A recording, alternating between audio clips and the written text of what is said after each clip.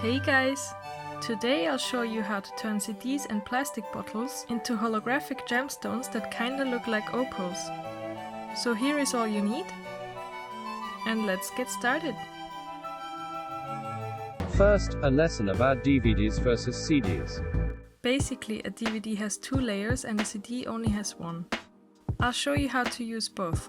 DVDs. My DVD came apart really easily, but you can make a cut first if yours is harder to split.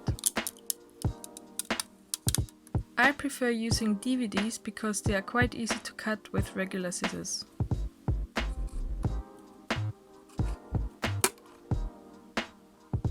CDs.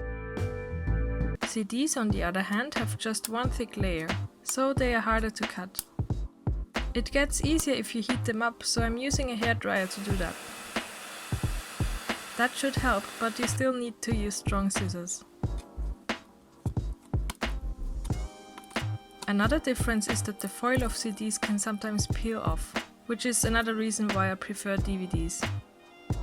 We will use this knowledge later. Next, you will need to look out for a plastic bottle with a nice flower-shaped bottom.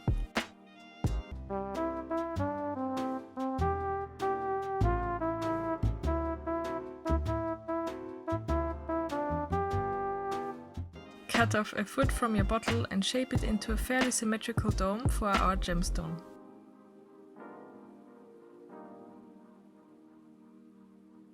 You can also use other parts of a bottle for bigger gemstones. Then cut your DVD or CD so it fits under the dome. With all the knowledge we have acquired about CDs, we shall face no difficulties. You can leave the CDs smooth, or give them some texture for more rainbowiness. Simply take some glue, 2,000 years later, and use a paintbrush to create texture.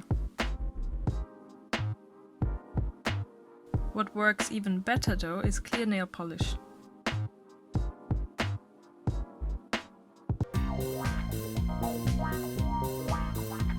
To connect the CD and the dome, cut some tape into thin strips and tape them together.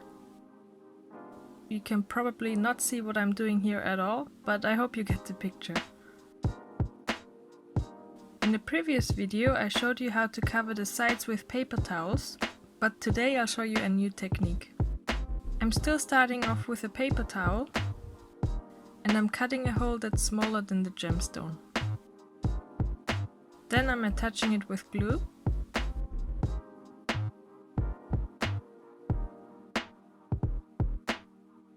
And I'm cutting slits into the sides to glue the excess to the back.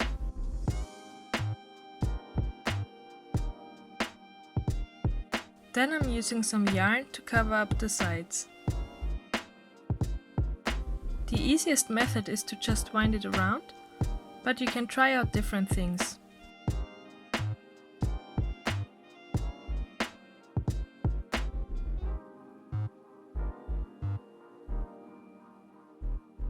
With acrylic paint I gave the yarn some color, and I scratched off the paint on the plastic. For a blue tint I used a marker and wiped off the excess ink.